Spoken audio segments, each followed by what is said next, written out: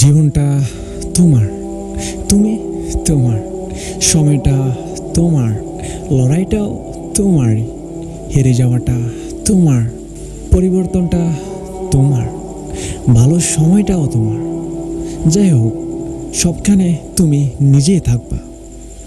তুমি তোমার প্রিয়, তাই নিজেকে সময় দাও। শুধু এটাই মাথায় রাখবে, সত্যিকারের অর্থে আল্লাহ ছাড়া কেউ আপন না। নিজের কেরিয়ারের দিকে সময় দাও, দেখবা একদিন সবই হবে ইনশাআল্লাহ। তো আজকের মতো ভিডিওটি এ পর্যন্ত। সবাই ভালো থাকবেন, আর ভিডিওটি ভালো লাগলে এখন একটি লাইক করে দিন।